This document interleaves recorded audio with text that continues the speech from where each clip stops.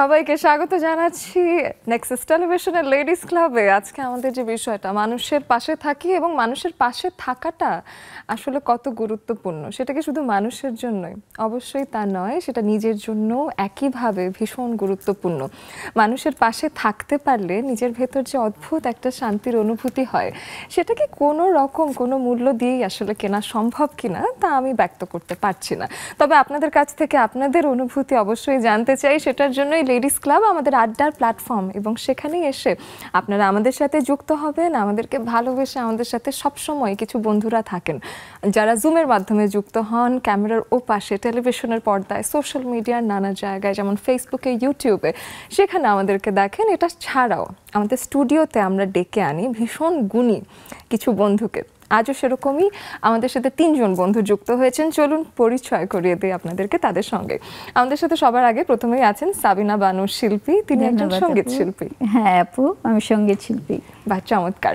তার পাশে আছেন রায়হানা আক্তার, তিনি বিভাগীয় প্রধান, ইংরেজি ভাষা ও সাহিত্য বিভাগ, জাতীয় কবি কাজী নজরুল ইসলাম বিশ্ববিদ্যালয়। শুভ সন্ধ্যা। শুভ সন্ধ্যা আপু। তার পাশেই আছেন চামেলি কামাল আপু, তিনি CEO JK sales and distribution, এবং তিনি একজন নিউজ প্রেজেন্টার এটিএন বাংলা। শুভ সন্ধ্যা সবাইকে। শুভ সন্ধ্যা।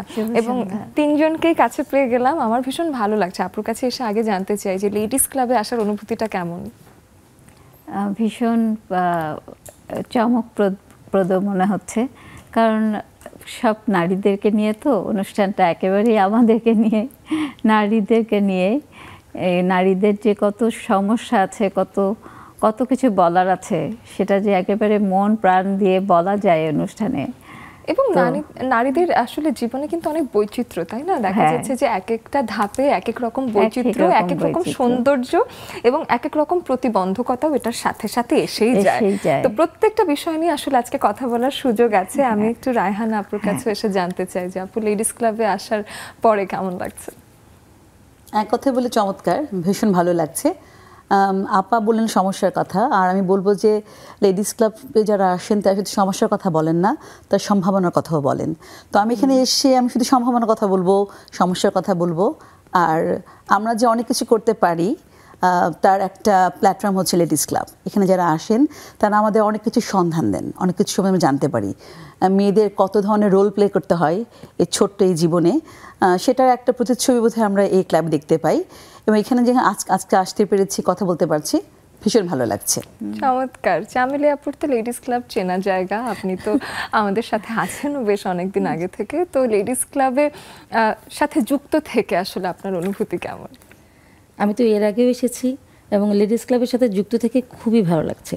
আসলে আমরা মেয়েরা আসলে মা, মেয়ে, জননী, মানে অনেকগুলো কিন্তু জায়গাতে আমাদেরকে পার্ট নিতে হয়, তাই না?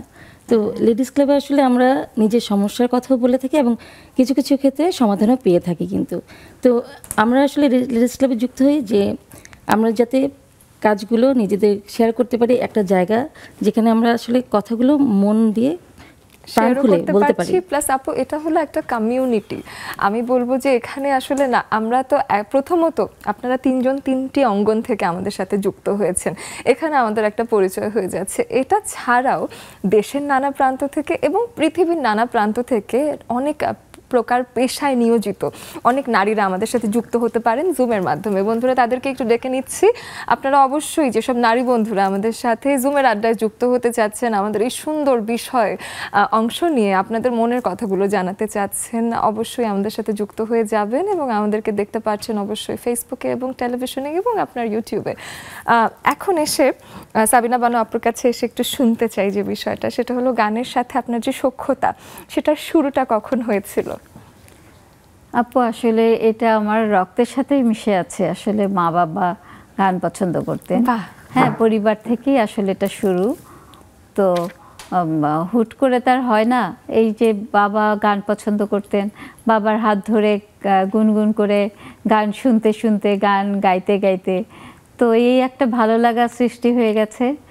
তো বাবাও চাইতো যে আমাদের, যেহেতু আমাদের 2টা বোনের গড গিফটেড কণ্ঠ, তো গানটা আমরা যেন না ছেড়ে দেই।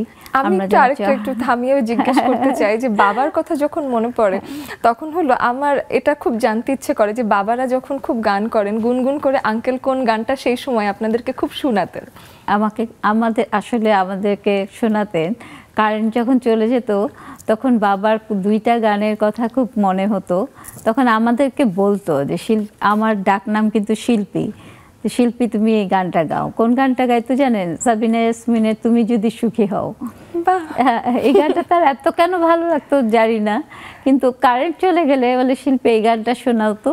এখন অবশ্য আলো আছে, সবই আছে, কিন্তু আড্ডার শুরুতেই 2-4 লাইন শুনে নিতে পারি এই গানটা।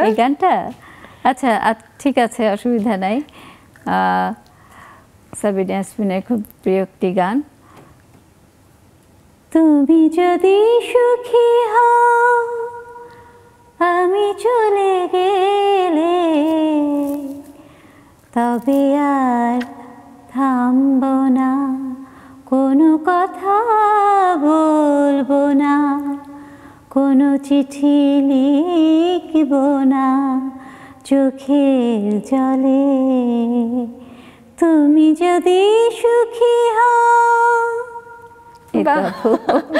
মানে আঙ্কেলের আসলে এই গানটাই খুব ভীষণ পছন্দের ছিল, যে আরেকজনের সুখ প্রত্যাশা করে নিজের কষ্টগুলো মেনে নেওয়ার যে বিষয়টা, এটাই তো গানে ফুটে উঠেছে। এমন একজন শিল্পী, আসলে আমাদের দেশের বিখ্যাত শিল্পীগুলোর মধ্যে তো সাবিনা ইয়াসমিন একজন। উনি কণ্ঠ আসলে কোকিল কণ্ঠী, উনি কণ্ঠ অনেকেই পছন্দ করে। একদমই তাই, ওনার কণ্ঠ এখনো শুনলে মনটা অতখানি ভরে ওঠে। এখন উনি আগের মতো গান করেন না, তারপর ওনার কণ্ঠটা শোনার জন্য কেমন একটা হাহাকার থাকেই আসলে। এবং আপনার নামের সাথে আরেকজন শিল্পীর আরেকটা গান খুব জড়িত, সেটা হলো রুনা লায়লার শিল্পী আমি তোমাদেরই গান শোনাবো। বেশ চমৎকার। সেই সব গান নিয়ে অবশ্যই কথা হবে। এখন রায়হানা আক্তার আপুর কাছে এসে আমি জানতে চাই যে আপু হলো আমার বিষয় পড়ান, যে বিষয়ে আমি পড়াশোনা করেছি, তো আমার কাছে এই বিষয়টা ভীষণ আবেগেরও জায়গা। একই সাথে ইংরেজি ভাষা ও সাহিত্য বিভাগ এবং ইংরেজির প্রতি আপনার ভালোবাসা থেকেই কি ইংরেজিতেই আপনি শিক্ষকতা করতে এসেছিলেন, এবং সেই জায়গাটায় আসা কিভাবে সেটা একটু জানতে চাই। প্রথমত বলবো যে শিক্ষকতাটা আমার খুব পছন্দের একটা প্রফেশন, কিন্তু তার আগে একটু বলি, ইংরেজিতে পড়বো সে ইচ্ছা আমার ছিল না। আমার বাবা এখন আমাদের মাঝে নেই, উনি প্রয়াত হয়েছেন। আমার বাবা খুব রাগী মানুষ ছিলেন। তো আমি যে দশকের কথা বলছি, 97-98 সালে আমার এইচএসসি। তো সেই সময় কিন্তু এখন যেমন আমার ইচ্ছে করলে অনেক জায়গায় ভর্তি হতে পারি, বা বাবা মায়ের অনেক জায়গায় ফর্ম কেনেন, সেই সময় কিন্তু আমাদের ফর্ম কেনাটা খুব সীমিত ছিল। 1 বা 2 জায়গার ফর্ম আমরা কিনতাম। তো আমার আব্বা খুব শিক্ষানুরাগী ছিলেন। তো আব্বা বলেছেন, আমার খুব ইচ্ছে ছিল যে আমি আইনে পড়বো। আব্বা বললেন, যদি আমি চট্টগ্রামের মেয়ে, আমার চট্টগ্রামে বেড়ে ওঠা, আমার যদিও আমার বাড়ি ব্রাহ্মণবাড়িয়া, কিন্তু চিটাগাঙে আমার জন্ম এবং ওখানে বেড়ে ওঠা। তো আমার আব্বা বললেন, তুমি যদি লয়ে পড়তে চাও তোমাকে চিটাগাং ইউনিভার্সিটিতে পড়তে হবে, আর তোমার যদি ঢাকায় পড়তে ইচ্ছে করে তোমাকে ইংরেজিতে পড়তে হবে, তুমি চয়েস করো কোনটা করবে তুমি। তখন আমার মনে হলো যে খুব, সেই সময় তো আমরা কুয়োর ব্যাংক ছিলাম, চট্টগ্রাম থেকে ঢাকায় আসবো, ঢাকায় পড়বো, হলে থাকবো, অন্যরকম একটা জীবন, স্বাধীন জীবন। তখন মনে হলো না, ঢাকাতেই পড়তে হবে। তো আব্বা বললেন, তাহলে একটা ফর্ম তুলবো, কোনটা তুলবো? আমরা বললাম, আব্বা তাহলে ঢাকা বিশ্ববিদ্যালয়। তো বলবো যে বাবার হাত ধরেই, বাবার ইচ্ছাতেই এই বিষয়ে পড়াশোনা করা, কিন্তু ভালো যে লাগতো না তা না, এটা আমার খুব পছন্দের সাবজেক্ট, যেটা বললাম। আর এই পেশায় এসেছি, আমার আব্বা চেয়েছিলেন যে তার একজন মেয়ে অধ্যাপনা করুক, এই জন্য এই পেশায় আসা। আর এখন তো এই পেশার প্রেমেই পড়ে গেছি। চমৎকার।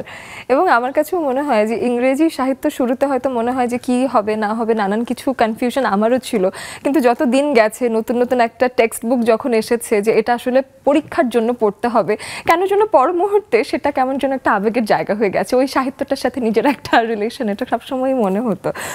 চামেলি আপুর কাছে একটু এসে জানতে চাই, আপুর জেকে সেলস অ্যান্ড ডিস্ট্রিবিউশন নিয়েও শুনতে চাই, আর আপনার সংবাদ কর্মী হিসেবে কাজ করার গল্প তো জানি, তো সেখানে এখন কেমন ব্যস্ততা সেটাও জানতে চাই। শুরু করি প্রথম থেকে, যে জেকে সেলস অ্যান্ড ডিস্ট্রিবিউশন এটা আসলে আমার বাবার একটা কোম্পানি। আমার বাবা হচ্ছে নেসলে, ইউনিলিভার, মেরিকো, বিকাশ, জি, গ্রামীণফোন, এগুলো ডিস্ট্রিবিউটার মেনলি।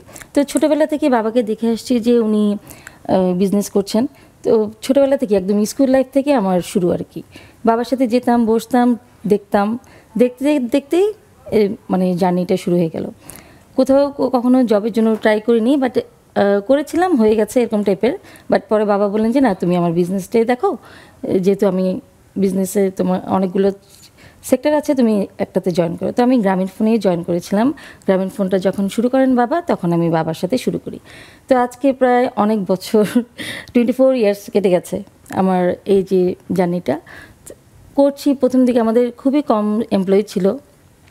আজকে যে টপিক মানুষের পাশে থাকা, তো সেই টপিকের সাথে আমার খুবই মানে রিলেটেড মনে হচ্ছে, কারণ মানুষদেরকে নিয়ে আমাদের মেইনলি কাজ। আমার এমপ্লয়ি আছে প্রায়, আমার আন্ডারে এমপ্লয়ি আছে 150 জন, কিন্তু আমার আব্বুর আন্ডারে মেইনলি আরও 500-এর উপরে এরকম। তো এ তো শুরু হলো জার্নি, ছোট ছোট সেক্টর নিয়ে কাজ করলাম, এখন আস্তে আস্তে বড় হলো। তো মাঝে যে আমি যেহেতু বাবার ইয়েতে জব করছি, তো একটা ছিল যে হ্যাঁ বাবারটা মেয়ে দেখবে এরকম কিন্তু একটা আছে, কিন্তু নিজের মনের মধ্যে একটা ছিল আসলে নিজের তো কিছু করা উচিত। আমার খুবই কম বয়সে আমার বিয়ে হয়ে যায়, যখন আমি এসএসসি পরীক্ষা দিই তখন আমার বিয়ে হয়ে যায়। তো এরপরে কিন্তু আমার জার্নিটা আরও সো টাফ ছিল, কারণ সংসার সামলানো, অফিস সামলানো, প্লাস আমি একটা কলেজে যাব, এরপরে ফার্স্ট ইয়ারে থাকতেই আমার বেবি হয়ে যায়। তো তখন আমি একজন মাও বটে। তো এইগুলো জার্নিটা করা আমার জন্য এত কঠিন ছিল যে মানে তখন আমি সময়ই পেতাম না যে আসলে কিভাবে আমি সকাল থেকে রাত পর্যন্ত সময়টা কাটাবো, মানে টাইমটা ভাগ করে নিতাম। তো দেখা যায় যে টাইম ভাগ করে নিলে আমি কাজগুলো করতে পারতাম, কষ্ট একটু হতো। তো সেই কষ্টটা মানে মেনে নিয়েছিলাম যে যেহেতু আমাকে করতে হবে, এবং আমি যে কোনো কাজে যখন যে কাজ করতাম সেটার মধ্যেই ঢুকে যেতাম, পরবর্তীতে সেই কাজটা শেষ আরেকটা কাজে ঢুকে গেলাম এরকম। তো আমার ছেলে যখন হয় তখন তো সে ছোট, আমিও ছোট, মানে জাস্ট কলেজ ইন্টার ফার্স্ট ইয়ারে পড়ছি, ছোটই বলা চলে। তো শেষ হলো আমার এই যে পড়াশোনার জার্নি শুরু হলো। পড়াশোনা করতাম না এরকম টাইপের, বাট করেছি। ইন্টারমিডিয়েট পাস করলাম, তারপর গ্র্যাজুয়েশন কমপ্লিট করলাম, মাস্টার্স করলাম। আমি দুটাতে মাস্টার্স করেছি, মার্কেটিংয়ে অ্যান্ড ম্যানেজমেন্টে। তো মোটামুটি শেষ করে আমি এই ছিলাম আমার গ্রামীণ ফোনের সাথেই। আমার এমপ্লয়ি আস্তে আস্তে প্রথম দিকে ছিল কিন্তু খুবই কম ছিল, টোটাল 15 জন নিয়ে শুরু করেছিলাম, বাট সেটা এখন 150 জন আমার আন্ডারে আছে। চমৎকার। এদেরকে নিয়ে যে শুরু, তাদের লাইফ, তাদের সাথে আমরা একদম অতপ্রতভাবে জড়িত হয়ে যাই, যে তাদের সাথে শুধু এমপ্লয়ি হিসেবে না, একজন মানুষ হিসেবে তাদের ফ্যামিলি কেমন আছে বা তারা আসলে কেমন থাকছে, কোথায় থাকছে, এগুলোও আমাদের জানতে হয়। যে কারণ একটা মানুষ যখন ভালো থাকবে তাহলে সে কিন্তু কাজেও মনোযোগী হতে পারবে, আমি যেটা মনে করি।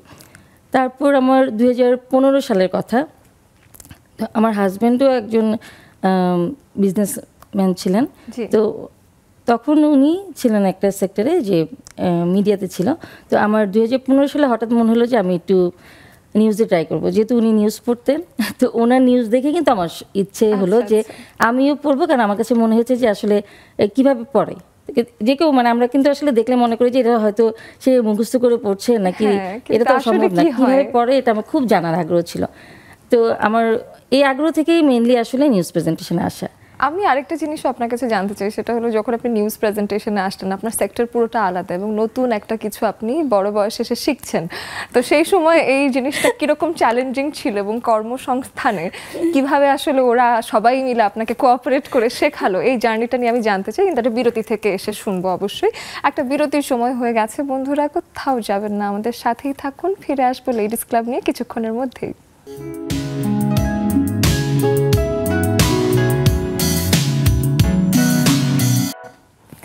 জীবনের এক একটা ধাপে মানুষের আসলে কোনো না কোনো এক সময় দেখা যায় যে কারো না কারো সাহায্যের প্রয়োজন হয়। হয়তো একটু সাহায্যই মানুষকে পরবর্তী ধাপে বা জীবনের সাফল্যের কোনো একটা পর্যায়ে পৌঁছতে সাহায্য করে। এবং এই সময় যে মানুষটা আমাদেরকে সাহায্য করে সেই মানুষটা কিন্তু মনে আসলে সব সময়কার জন্য গেঁথে যায়। তো সেই সাহায্যকারী মানুষটা আপনি হতে পারছেন কিনা, বা আপনার জীবনে এমন কোনো সাহায্যকারী মানুষ আছে কিনা যার কথা আপনার মনে আছে এবং আপনি প্রয়োজনের সময় মানুষের পাশে দাঁড়ানোর মন মানসিকতা রাখেন কিনা, এইসব বিষয়গুলো নিয়ে যত আলাপ হবে তত সচেতনতা বাড়বে, ততই মনে হয় আমাদের ভেতর আসলে মানুষের প্রতি সহমর্মিতাও বৃদ্ধি পাবে। সেই উদ্দেশ্যেই নেক্সাস টেলিভিশনের লেডিস ক্লাবে আজকের এই আয়োজনে আমরা সেই বিষয়ে কথা বলছি। আমাদের বন্ধুরা আছেন এবং আপনাদের জন্য অপেক্ষা করছি, যারা আমাদেরকে দেখছেন টেলিভিশনের ওপারে বসে, নিজেদের ঘরে বসে বা রাস্তায় যে কোনো জায়গায়।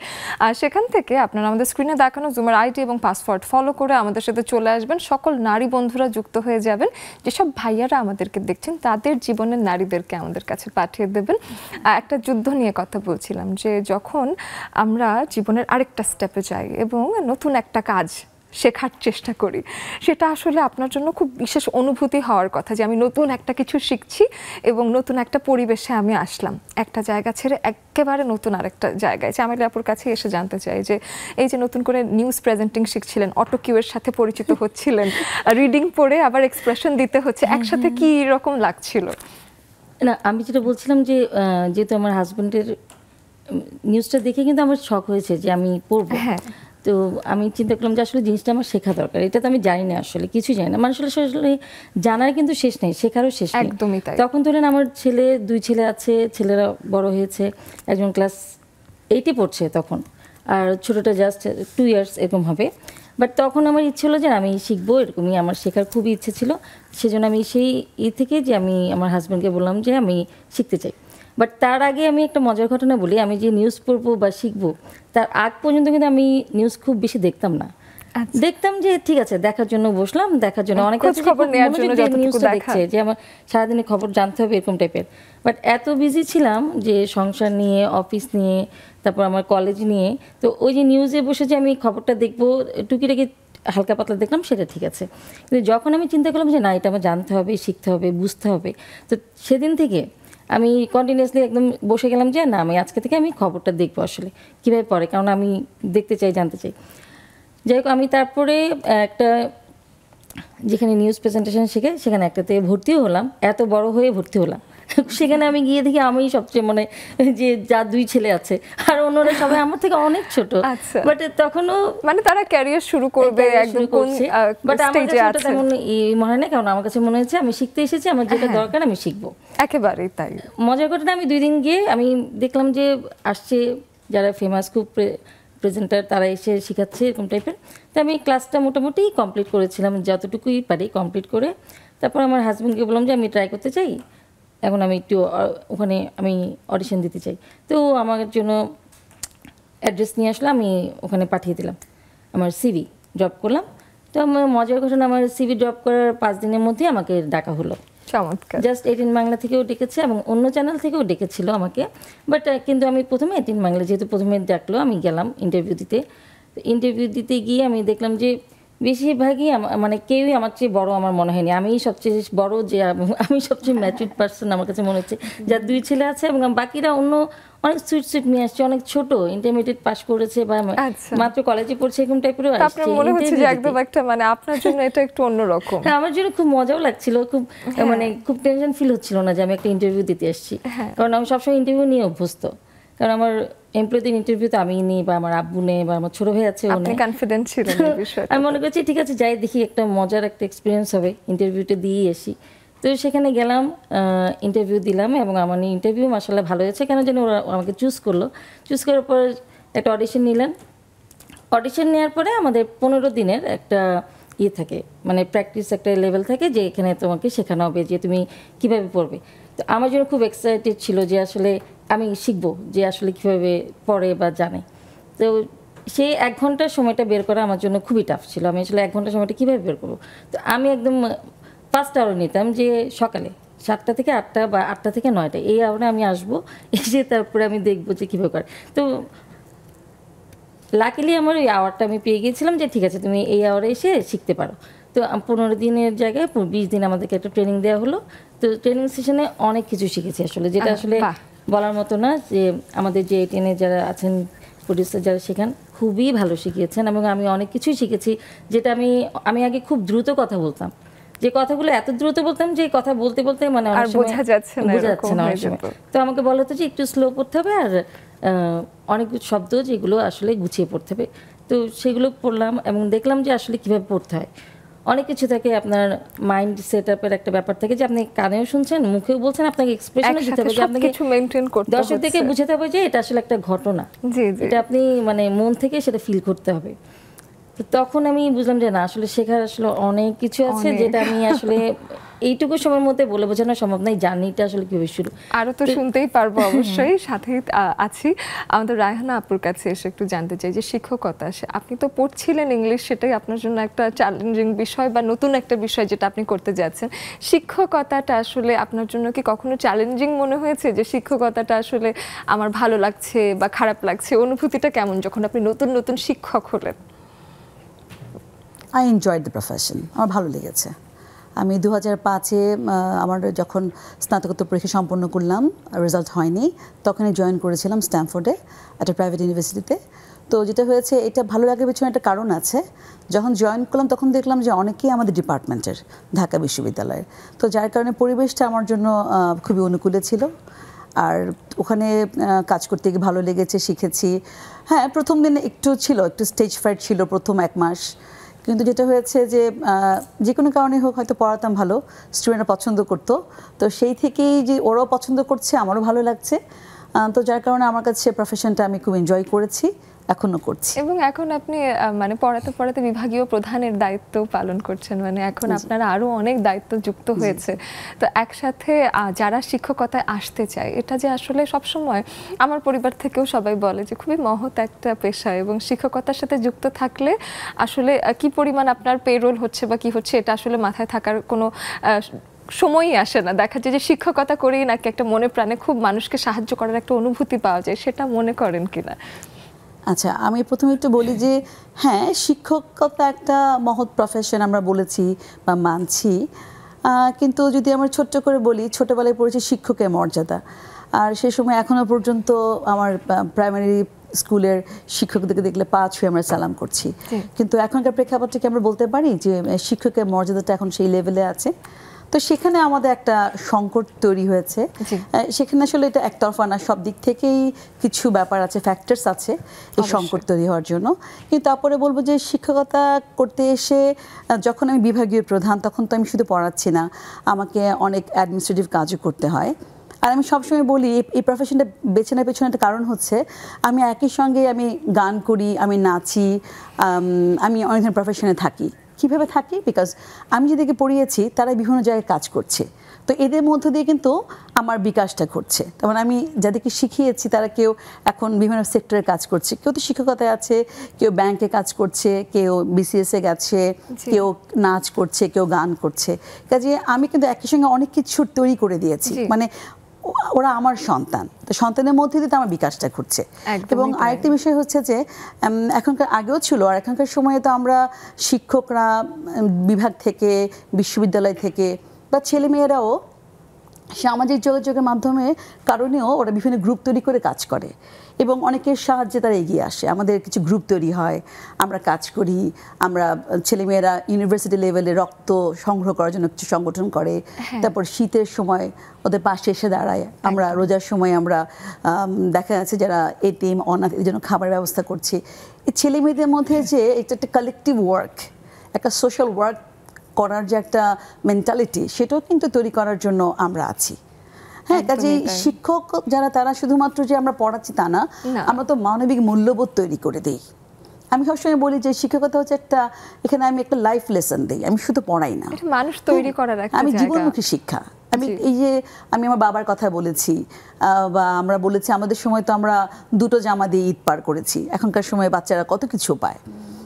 তো ওই সময়ের শিক্ষাটা আমরা অনেক কষ্ট করে বড় হয়েছি বলি হয়তো বা আমরা ফিল করি আর কি যে বাবা মাকে। এখনকার সময়ে জেনারেশন যে এখন তো অনেক মানে ফার্স্ট যে জেনারেশনটা চলে এসছে, তাদের মধ্যে তো আমাদের মধ্যে মূল্যবোধটা তৈরি হয়নি, কারণ এরা অনেক কিছু কম পেয়ে বড় হয়নি, অনেক বেশি কিছু পেয়ে বড় হয়েছে। এখান থেকে আরেকটা প্রশ্ন মাথায় আসে, যেটা আপনি একটু আগে বললেন, সেটা হলো যে শিক্ষকের মর্যাদাটা আগের মতো হচ্ছে না, এখন প্রেক্ষাপট বদলেছে, মানুষের ব্যবহার বদলেছে। তো এখন আসলে এটার দায়ভারটা আসলে কাদেরকে দেয়া যায়, যে বিষয়টা যে ছাত্র এবং শিক্ষকের যে সম্পর্কটা, এটা কেন আসলে আগের মতো নেই বা মর্যাদার জায়গাটা কেন তৈরি হচ্ছে না, কি কারণ থাকতে পারে? আচ্ছা, আমি বলবো যে প্রথমত একটা বাচ্চার জন্য তার স্কুল হচ্ছে তার পরিবার।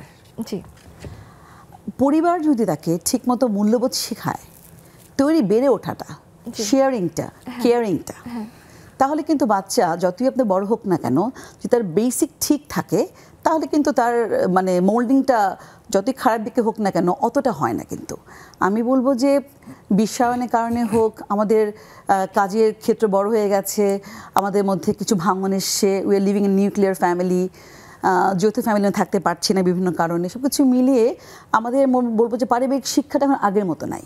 সহনশীলতা অনেক কমে গেছে অনেক এখন কমে মানুষের গেছে। কাছে, এবং ওই যে বললাম, অ্যাভেইলেবিলিটি sharing বেশি caring হওয়ার টা নাই। কারণে জি, জি। দেখা গেছে যে হ্যাঁ। শেয়ারিং করতে হয় না। শেয়ারিং করতে হয় না, এবং এইসব কারণে কিন্তু দেখা যাচ্ছে যে ওই আমাদের সময় আব্বা আম্মারা বলতো যে শিক্ষক মানে গুরুজন, মানে আমার থেকেও কিন্তু তোমার শিক্ষক তোমার অনেক কাছের, অনেক অনেক দায়িত্ব তার, হ্যাঁ তোমার প্রতি তো দায়িত্ব আছে, তোমার তো দায়িত্ব আছে। ওই যে বললাম, বাবা মা বলেছে যে পায়ে হাত দিয়ে সালাম করা, যদিও এটা অন্য বিষয়, মানে এটা গুরুমুখী শিক্ষা ভক্তি থেকে বলছি আর কি। তো যাই হোক, এটা এখন আর নাই। এখন আমরা দেখা যাচ্ছে এখনকার ছেলেমেয়েরা দেখলে চেনে না, মুখ ঘুরিয়ে চলে যাচ্ছে। হ্যাঁ, তো আমি বলবো যে পারিবারিক শিক্ষাটা খুব ইম্পর্ট্যান্ট, আর যেখানে পড়তে যাচ্ছেন সেখানকার যে পরিবেশটা সেটা খুব ইম্পর্টেন্ট। অবশ্যই শিক্ষকের একটা বড় দায়িত্ব আছে, বড় একটা রোল তারা প্লে করতে পারে। আর যে বললাম, শুধু ক্লাসে আপনাকে বিষয় পড়ালে হবে না, আপনাকে একটা জীবনমুখী শিক্ষা দিতে হবে। আপনি শুধু পড়ালে তো শুধু শিখলই, কিন্তু আপনি যদি ওর মধ্যে আত্মস্থ করাতে না পারেন, আপনি যা শেখাতে চান, শেখানোর বাইরে গিয়েও যা শেখাতে চান, সেটাই তো। আপনি কেমন করে ক্লাসে আসলেন, কেমন করে আপনি কথা বললেন, কেমন করে আপনি তার সঙ্গে ডিল করলেন, এটা থেকে তো বাচ্চারা শিখছে সহনশীলতা। একদমই তাই। এবং এই বিষয়ে এটাই যে শিক্ষকেরা আমরা মাঝে মাঝে স্কুলে থাকতে মনে করতাম যে আচ্ছা উনি এই কাজটা কেন করছে, এটা আমার পড়ার সাথে কিসের কানেকশন, বাট একটা শিক্ষক কিন্তু মানুষও তৈরি করছেন, তার কিন্তু নানান কিছু মাথায় ঘুরছে। তো এই বিষয়গুলো নিয়ে আরো আসবো। সাবিনা আপুর কাছে এসে জানতে চাইবো যে গানে গানে কিভাবে আমরা মানুষের পাশে থাকি, এবং গান আসলে মনের ভেতর কি ধরনের একটা শান্তি তৈরি করে, সেখান থেকে কিভাবে পুরো পৃথিবীতে শান্তি প্রতিষ্ঠা হয়, সেই সব বিষয় নিয়ে জানবো কিন্তু একটা বিরতি থেকে এসে। বন্ধুরা, একটা বিরতির সময় হয়ে গেছে, ফিরে এসে আরো অনেক গল্প হবে, আমাদের সঙ্গেই থাকুন।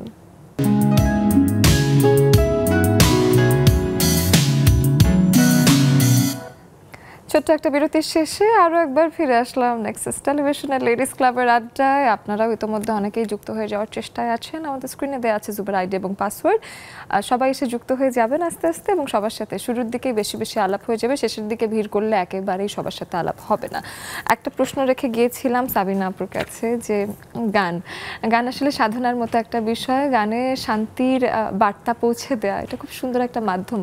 আমি সেটাই জানতে চাই যে গানের সাথে যখন যুক্ত হলেন তখন গান দিয়ে কখন মনে হলো যে গান দিয়েও আসলে সমাজে শান্তি প্রতিষ্ঠা করা যায় এবং মানুষের পাশে দাঁড়ানো যায়? গান শুধু শান্তি প্রতিষ্ঠাই করে না আপু, আমার মনে হয় যে গান মানে জীবনের সাথে রিলেটেড। জীবনে যেমন দুঃখ, ব্যথা, আনন্দ, অনুভূতি কত কিছু আছে, জড়িত আছে। আমি যদি একটা গানের সাথে সেটা শেয়ার করি, আমি যদি কখনো মন খারাপের গান লিখি, তাহলে আমি একটা মন খারাপের সময় মন খারাপের গানটা শুনতে পারি।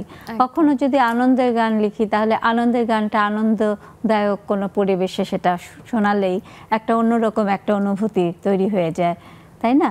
তো সেরকম কারো স্মৃতি নিয়ে, কারো মন খারাপ নিয়ে, তো আমি মনে করি যে গান একটা ভাষা। এই ভাষাটা আপনি যে বিষয় নিয়ে লিখতে চান সেটাই ছড়িয়ে যাবে সব জায়গায়, সারা বিশ্বেই আমি ছড়িয়ে দিতে পারবো। তো এটা এই যুদ্ধের সময় যেমন কাজী নজরুল ইসলামের গান আমাদেরকে এত অনুপ্রাণিত করেছে, এত শক্তি দিয়েছে, এত মানে পাওয়ার দিয়েছে।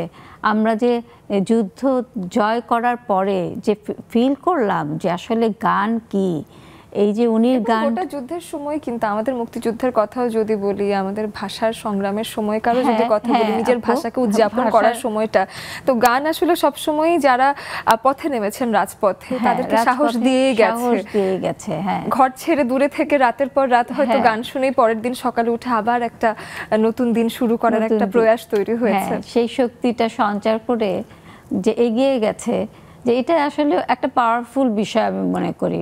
অনেক বিষয়ের সাথে এটাও একটা জড়িত, আর অনেক কিছু আছে যেটা প্রকাশ করা যায় না, কিন্তু আমার মনে হয় যে গান দিয়ে অনেক কিছু প্রকাশ করা যায়। হ্যাঁ, মানে প্রত্যেকটা সিচুয়েশনে সেটা আমরা সুর দিয়ে বোঝাতে পারি। এটা অনেক কঠিন বিষয় একটা। অবশ্য সবাই অনেকে কিন্তু খুব সুন্দর করে গানের কথাগুলো খুব ফিলিংস দিয়ে বুঝাতে পারে, অনেকের কণ্ঠ দিয়ে আবার সেটা আসে না। হ্যাঁ, সেই সেটা শুনলে হয়তো বুঝবো না, হয়তো গাইলো কিন্তু ফিল করলাম না কি গাইলো, কথাগুলো কি গাইলো। আবার এক একজন ওই গানটা কথাগুলো গাইলো কিন্তু মন থেকে গাইলো, যে অনুভূতিটা প্রকাশ করে গাইলো, যে আপনার ভিতরে ঢুকে গেল, যে আসলে তো আমিও তো এটা মনে করি। গানের সাথে অনুভূতির একটা ব্যাপক ব্যাপার। সংযোগ আছে, যে যাই গাচ্ছি না কেন, কণ্ঠ যাই হোক না কেন, যখন প্রচুর অনুভূতি দিয়ে করা হয় তখন সেই বার্তাটা মানুষের কাছে পৌঁছে যায়। এবং ভাষা প্রকাশের আরেকটা খুব সুন্দর মাধ্যম হলো কবিতা। কবিতার দ্বারা আসলে আমরা অনেক সময় অনেক না বলা কথা বলে ফেলা হয়, সাজানো গোছানো একটা কথা বলা যায়, অবিন্যস্ত শব্দও মাঝে মাঝে একত্র করে অনেক বার্তা বলে ফেলা যায়। সেরকমই রায়হানা আপু খানিকটা আবৃত্তি করেন এবং মাঝে মাঝে কবিতাও পড়েন। তো আমি একটু আপনার কাছে জানতে চাই যে আমরা একটা কবিতা শুনতে পারি কিনা আপনার কাছে? চাইলে তো শোনাই যায়। আচ্ছা, আমার সামনে আসছে 8ই মে, আমাদের রবি ঠাকুরের জন্মদিন। তো 25শে বৈশাখ। হ্যাঁ, 25শে বৈশাখ। তো ওনার জন্মদিনে তো একটা কবিতা পড়াই যায়, তো আমি পড়ি, দেখেন আপনাদের কেমন লাগে। চমৎকারই লাগবে। আমার কাছে সবসময় মনে হয় যে রবীন্দ্রনাথ আর এত আধুনিক একজন মানুষ, সব সময়কার জন্য ওনার কিছু না কিছু লেখা আছে, প্রত্যেকটা কথার ওনার অনুভূতি খুবই শক্তিশালী। শুনি আপু। কবিতার নাম হচ্ছে নির্ঝরের স্বপ্নভঙ্গ। বাহ। লিখেছেন রবীন্দ্রনাথ ঠাকুর। আজিয়ে প্রভাতে রবির কর, কেমনে পশিল প্রাণের পর, কেমনে পশিল গুহার আধারে প্রভাত পাখির গান, না জানি কেন রে এতদিন পরে জাগিয়া উঠিল প্রাণ, জাগিয়া উঠেছে প্রাণ, ওরে উথলে উঠেছে বাড়ি, ওরে প্রাণের বাসনা প্রাণের আবেগ রুধিয়া রাখিতে নারী, থর থর করে কাঁপিছে ভূধর, শিলা রাশি রাশি পড়িছে খসে, ফুলিয়া ফুলিয়া ফেনিল সলিল, গরজি উঠিছে দারুণ রোষে, হেথায় হোথায় পাগলের প্রায়, ঘুরিয়া ঘুরিয়া মাতিয়া বেড়ায়, বাহিরিতে চায় দেখিতে না পায়, কোথায় কারার দ্বার, কেন রে বিধাতা পাষাণ হেন, চারিদিকে তার বাঁধন কেন, ভাঙরে হৃদয় ভাঙরে বাঁধন, সাধরে আজিকে প্রাণের সাধন, লহরীর পরে লহরী তুলিয়া আঘাতের পরে আঘাত কর, মাতিয়া যখন উঠেছে পরাণ, কিসের আধার কিসের পাষাণ, উথলে যখন উঠেছে বাসনা, জগতে তখন কিসের ডর, আমি ঢালিব করুণা ধারা, আমি ভাঙিব পাষাণ কারা, আমি জগতে প্লাবিয়া বেড়াবো গাহিয়া আকুলে পাগলে পাড়া, কে শালাইয়া ফুল কুড়াইয়া রামধনু আঁকা পাখা উড়াইয়া, রবির কিরণে হাসি ছড়াইয়া দিবরে পরাণে ঢালি, শিখর হইতে শিখরে ছুটিব, ভূধর হইতে ভূধরে লুটিব, হেসে খল খল গে কল কল তালে তালে দিব তালি। এত কথা আছে, এত গান আছে, এত প্রাণ আছে মোর, এত সুখ আছে, এত স্বাদ আছে, প্রাণ হয়ে আছে ভোর, কি জানি কি হলো আজি, জাগিয়া উঠিল প্রাণ, দূর হতে শুনি যেন মহাসাগরের গান, ওরে চারিদিকে মোর একি কারাগার ঘোর, ভাঙ ভাঙ ভাঙ কারা, আঘাতে আঘাতে কর, ওরে আজ কি গান গিয়েছে পাখি, এসেছে রবির কর। ধন্যবাদ। চমৎকার চমৎকার। নির্ঝরের স্বপ্নভঙ্গ বরাবরই মানে একসাথে অনেক কিছু অনুভব করায়, এবং নির্ঝরের স্বপ্নভঙ্গ সারা জীবনই আসলে শুনতে এতটাই পাওয়ারফুল লাগবে সব সময়। আমাদের বন্ধুরা জুমের আইডি পাসওয়ার্ড ফলো করে চলে আসবেন। এরই মাঝে আপনাদের সবার জন্য আমার মনে হচ্ছিল সাবিনা আপুর সাথে একটু কম কথা হয়েছে, আর একটু কথা বলতে চাই। সেটা হলো যে গান শোনা হচ্ছে না। আপনি এসেছেন, মনে হচ্ছিল অনেক গান শুনবো, 5-6টা গান শুনে ফেলবো, কিন্তু এখন কি গান শোনাবেন? আচ্ছা, শোনাবো। যেটা বলতেছিলাম আপু, আপনি যে অনুভূতির কথা বললেন গান নিয়ে, মানে আমরা যখন গান নিয়েও কবিতা হয়, কবিতা তো হবেই, যেটাই লিখি সেটাই কবিতা। তারপর কখনো গানে প্রকাশ করলে সুর দিয়ে গান হয়ে যায়, আবার কখনো সেটা হয় না। আমি বাবাকে নিয়ে একটা গান লিখেছি আপু, তো বাবা নেই, কিন্তু বাবাকে নিয়ে যে গান লিখেছি, যে এই যে বাবা যে নেই কিন্তু বাবার কথাগুলো যে আমি পড়ছি, যে বাবার স্মৃতিগুলো যে এখানে আছে আমার লেখাতে, সেটাই আমি একটুখানি শুনাই। হ্যাঁ, মানে সুরেই শোনাচ্ছে আমি অবশ্যই, গান অবশ্যই। গেয়ে।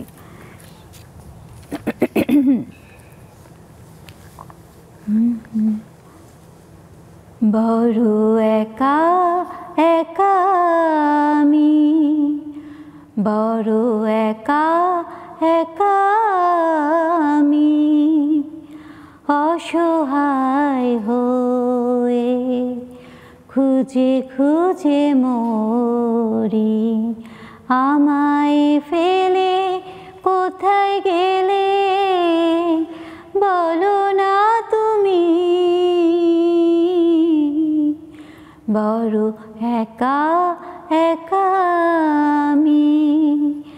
সেই বই সেই কলম সেখানে পড়ে আছে, তুমি ফিরে আসবে বলে রেখেছি যতন করে, অভিমান করে গেলে দিলে না ধরা তুমি, বড় একা একা আমি, বড় একা একা আমি।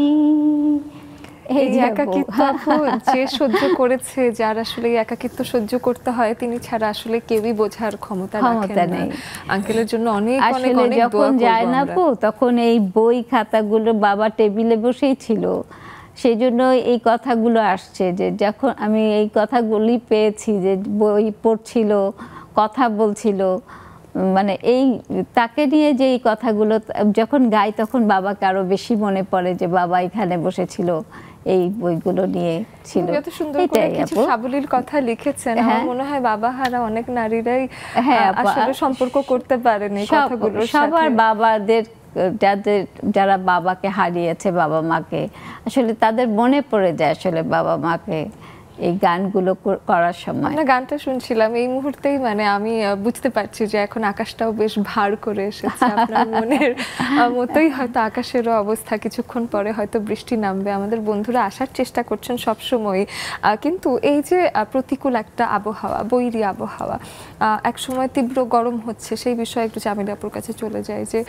তীব্র গরম পড়ছে, আবার বৃষ্টি হচ্ছে, কিন্তু বাংলাদেশ যেহেতু উন্নয়নশীল একটা দেশ, যা কিছুই হয় না কেন আমাদের উপর প্রভাবটা যেন একটু বেশি পড়ে। গরম পড়লেও আমাদের ক্ষতির পরিমাণ বেড়ে যায়, বৃষ্টি হলেও আমাদের আসলে ভোগান্তির পরিমাণ অনেক বেড়ে যায়। তো সেই সময়টায় মানুষের পাশে দাঁড়ানোর বিষয়টা, এবং আপনি নিজের দায়িত্বে কিছু করেন কিনা, বা মানুষকে কি ধরনের আহ্বান জানাতে চান, সেটা নিয়ে একটু কথা বলি। আচ্ছা, আমাদের যে কাজটা আসলে আমরা বলি যে আমাদের যে জেকে সেলস অ্যান্ড ডিস্ট্রিবিউশনের কাজ, সেটা কিন্তু আমরা ডিস্ট্রিবিউটার হিসেবে।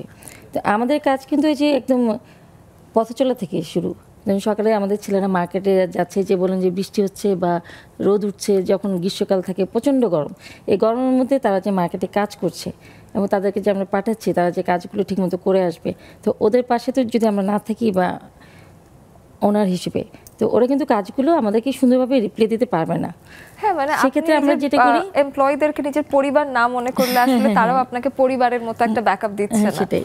যেমন মাছে আমাদের খুবই যখন গরম পড়েছে, আমরা ওদেরকে জাস্ট স্যালাইন দিয়েছি এবং ঠান্ডা পানি দিয়েছি, যে ঠিক আছে তোমরা যাও মার্কেটে, এটা নিয়ে যাও, স্যালাইনটা তোমরা নাও, মার্কেটে কাজ করো, ছাতা ব্যবহার করো। তো এইগুলো আমরা ওদেরকে দিয়ে থাকি, যে মার্কেটে কত সফটলি তারা কাজগুলো করে আসতে পারে। যতই প্রতিকূল থাকুক, আপনার তো কাজটা শেষ করে আসতে হবে কিন্তু, এবং প্রতিকূল পরিবেশে যে কাজ করে আসতে পারে সেই কিন্তু বীরের মর্যাদা পায়, তাই না? আমরা যতটুকু জানি। তাই, এবং এটাতে আসলে মানে যেমন শেখার যে একটা বয়স থাকে, অনেক যদি মনে হয় যে আমরা অনেক বয়স্ক কারো কাছ থেকে এই আউটপুটটা চাচ্ছি, সেটা আসলে খুব একটা যে তা নয়। তো সেই ক্ষেত্রে এখন যারা ইয়াং ওয়ার্কার্সরা আছে, ওরা কাজ শিখতেই চাচ্ছে, তাদেরকে আসলে প্রতিকূল আবহাওয়া থেকে ফিরিয়ে না এনে বা লুকিয়ে না রেখে, বরং আসলে তাদেরকে কাজে পাঠানো, কিন্তু প্রপার গ্যাজেটটা দিয়ে দেওয়া, যে এই জিনিসগুলো আমি তোমাকে দিচ্ছি, তুমি আমাকে কাজটা তৈরি করে দাও। কাজগুলো কিন্তু ওরাই করবে, এমন না যে আমি মার্কেটে গিয়ে কাজটা করবো, তাই না? কাজগুলো ওদের করে আসতে হবে, কিন্তু আমি যদি ওদেরকে সাপোর্টটা দিই যে হ্যাঁ তোমার সাথে আমি আছি, তুমি কাজ করছো, তোমার ফিলটা আমি বুঝতে পারছি যে তুমি গরমে কি পরিমাণ কষ্ট করছো, তো তখন কিন্তু তার কাজের করার আগ্রহটা অনেক বেড়ে যায়। একটুখানি সহমর্মিতা যে আমি যে কষ্ট করছি উনি এটা বুঝতে পারছেন, এটাই সেটা সে বুঝতে পেরে কিন্তু কাজগুলো আমাদেরকে প্রপারলি এনে দিতে পারে। আবার ধরুন যে যখন এই যে কয়েকদিন পরে কিন্তু শুরু হয়ে যাবে বৃষ্টি, প্রচন্ড বৃষ্টি শুরু হয়ে যাবে, তো তখন ওদেরকে আমরা রেইনকোট দিয়ে থাকি, ছাতা তো অবভিয়াসলি দিয়ে থাকি, তো রেইনকোটটাই মিলিয়ে দিয়ে থাকি যে ঠিক আছে তুমি রেইনকোট পরে। আবার অনেক সময় রাস্তাঘাটে ওদের যে থাকে গর্ত থাকে, পানি থাকে, ওদের মার্কেট করতেও সমস্যা হয়, তো তখন ওদের একটু জাস্ট ওরা যাতে বুট থাকে, ওরা বুট পরে মার্কেট করে। তো আমাদের মেইন হচ্ছে একদম লোয়ার ক্লাস থেকেই শুরু কাজটা করে নিয়ে আসতে হয় যে ঠিক আছে তুমি মার্কেটে যাও, আমাদের প্রোডাক্টগুলো সুন্দর করে সর্বস্তরে বুঝিয়ে দিয়ে আসো যাতে আমাদের কাস্টমাররা হ্যাপি থাকে। মেইন তো আমাদের কাজ হচ্ছে কাস্টমারদেরকে হ্যাপি রাখা। কারণ বিজনেস করতে গেলে কিন্তু আপু আপনার প্রতিকূল পরিবেশে হোক অনুকূল পরিবেশে হোক করতে হবে। অনুকূল পরিবেশে তো সহজে করে আসা যায়, কিন্তু প্রতিকূল পরিবেশে টিকে থাকাটাই কিন্তু মেইন যুদ্ধ আর কি। একেবারেই তাই। সেই মুহূর্তে আমাদের সাথে জুমে অনেক বন্ধুরা যুক্ত হয়ে গেছেন। হাসিনা আপুকে দেখতে পাচ্ছি, রেবেকা আপুকে দেখতে পাচ্ছি, সোনিয়া আপুকে দেখতে পাচ্ছি। তিনজনের সাথেই আড্ডা হবে। বাইরের আবহাওয়ার কি অবস্থা সেটা আপনারা আমাদের থেকে বেশি সুন্দর করে বলতে পারবেন, সেটা শুনবো আপনাদের কাছে এসে। এবং আমরা নিয়ে নিচ্ছি পর্যায়ে একটা বিরতি, ফিরে এসে আড্ডা হবে, সাথেই থাকুন।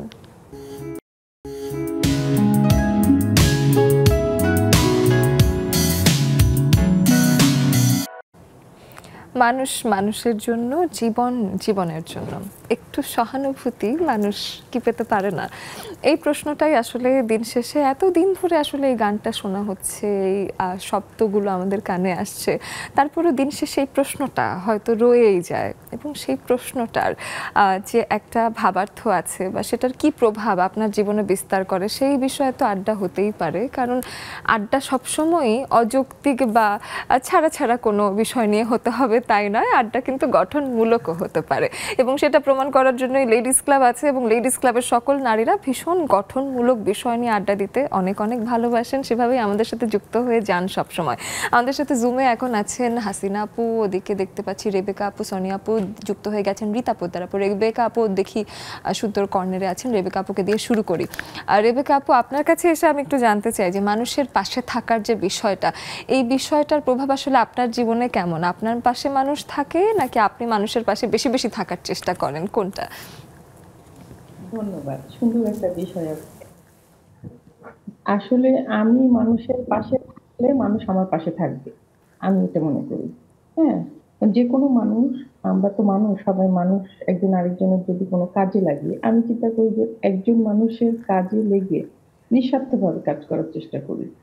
হ্যাঁ, তো পরবর্তীতে সে যে আমার জন্য কিছু করতে হবে এরকম কোনো কিছু আমি আশা কখনোই করি না, তবে চেষ্টা করি মানুষ হিসেবে আরেকজন মানুষের পাশে থাকার। আমি অনেক কিছুতে দেখেছি যে আমি আমার নিজের ক্ষেত্রে আমি সেরকমই পেয়েছি। আমি যেমন মানুষের ক্ষেত্রে করেছি আমি নিজেও তেমন পেয়েছি। হ্যাঁ, তবে এটা পাওয়ার মধ্যে একটা মজা আছে, আবার অনেক কষ্ট আছে। একজনের জন্য কিছু নিজের মনে করতে গেলে অনেকেই ভাবে হয়তো এর জন্য একটু স্বার্থ আছে। এখন কে কি ভাবলো ওইটা না চিন্তা করে আমি সবসময় মনে করি যে আমি তার জন্য করেছি, এটা তার যাতে ভালো হয়, এটা ভেবে আমি করি। আর কে কি বলছে, কে কি ভাবছে, আসলে আমি এগুলো খুবই কম মানে প্রায়োরিটি দিই। একটাই কারণ, সেটা হচ্ছে আমি ছোটবেলা থেকে খুব নিজের মতামতটাকে মূল্যায়ন দিতে পছন্দ করি, যে যেটা ভালো সেটা আমি করব। এই শিক্ষাটা আমি পেয়ে বড় হয়েছে, আমার পরিবারকেও দিয়ে আসছি। তবে প্রত্যেকেরই উচিত একটু একটা মানুষের উপকার করলে তার কাছ থেকে কিছু না চাওয়া, আমি বলবো। কারণ আমি যদি কারোর জন্য কিছু করি, তাকে আমাকে কিছু করে দিতে হবে বা তার জন্য আমাকে কিছু দিতে হবে আমাকে, এটা আমি কখনোই আশা করি না। কারণ এটা কোনো মানুষের উপকারে আসতে পারবে না এই চিন্তাটা করলে। চমৎকার বলেছেন রেবেকা আপু, খুবই সুন্দর বলেছেন। এবং কোনো আশা ছাড়া আসলে মানুষের পাশে দাঁড়ানোর মধ্যে মনে হয় নিজের মানসিক শান্তিটা অনেক জায়গায় বেড়ে যায়, তাই না? হাসিনা আপুর কাছে আসতে চাই। হাসিনা আপু, আপনার কাছে এসে জানতে চাই যে বিভিন্ন উপলক্ষ আসলে দেখা যায় যে সেই সময়টায় আমরা সোশ্যাল মিডিয়াতে দেখি বা যে কোনো জায়গায় দেখি যে ঠিক সেই সময়, যদি রোজার সময় কষ্টটা বেশি সেই সময় মানুষ সাহায্য করছে, গরম ভীষণ পড়েছে সেই সময় মানুষ একটু সাহায্য করছে, এগুলো অবশ্যই খুব ইতিবাচক ঘটনা। কিন্তু সারা বছরে আরও একটা বড় সময় থাকে যেই সময় হয়তো কোনো দুর্যোগ থাকে না, কোনো সংকট থাকে না, কিন্তু ঠিকই দারিদ্র্য কিন্তু সেখানে থাকেই। তো যেখানে দরিদ্র মানুষ আছে, দারিদ্রতা যেখানে বজায় আছে, তো সেইখানে আসলে অকেশন ছাড়াও বা সংকট ছাড়াও মানুষকে সাহায্য করার প্রয়োজনটা আসলে কতটুকু, সেটা আপনার কাছে এসে শুনি। আসসালামু আলাইকুম আপু, শুভ সন্ধ্যা সবাইকে, অনেক ধন্যবাদ আর প্রথমে আমি হচ্ছে তোমার প্রশ্নের উত্তরটা পরে দিব। প্রথমে আমি সুন্দর একটা প্রশ্ন আমি নিজে থেকে দেই উত্তরটা। আচ্ছা, ঠিক আছে। এটা হচ্ছে কি, দেখো আমরা এই যে বাংলাদেশের মধ্যে সেরা একটা চ্যানেল তোমরা খুলেছো সবাই মিলে, নেক্সাস টেলিভিশনকে অনেক ধন্যবাদ যে ওরা এত সুন্দর একটা প্ল্যাটফর্ম খুলেছে নারীদের জন্য। এবং আমরা সবাই কিন্তু প্রতিদিন জুমে বসি বা টিভি দেখছি বসে যার যার বাসায়। এই যে পাশে থাকা, এটা কিন্তু অনেক সুন্দর একটা, এটাও একটা পাশে থাকা। এবং একদমই তাই। তোমরা সবাই এবং টিভির প্রত্যেকটা মানুষ, ক্যামেরার প্রত্যেকটা মানুষ এত সুন্দর করে যত্ন করে এত সুন্দর একটা অনুষ্ঠান যে মানে পরিচালনা করতেছে, ওরাও আমাদের পাশে আছে, আমরাও পাশে আছি। এবং দুইটা দিক থেকে থাকার কারণে কিন্তু এত সুন্দর একটা প্রেজেন্টেশন প্রতিদিন উপস্থাপন হচ্ছে জনগণের সামনে, পাবলিকের সামনে, বা পুরো দেশে, দেশের বাইরে। তো যাই হোক, এটা মানে প্রথম ছিল আমাদের এখানে বসার জন্য, এর জন্য আমি এটা বলে নিলাম। না না, এটা তো যাই হোক, বটেই। হ্যাঁ, জি জি।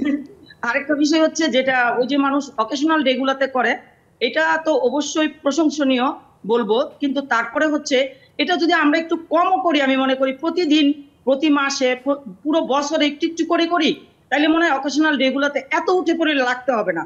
এবং লেগে ওই ছবিগুলা নিয়ে ভিডিওগুলা করে একদম প্রতিদিন পোস্ট করা, অমুক রেটে দিছি, কেউ মুখে একটা ফুল মারে, হাতটা দেখাচ্ছে বা পাটা দেখাচ্ছে, এরকম এই যে বিষয়গুলা।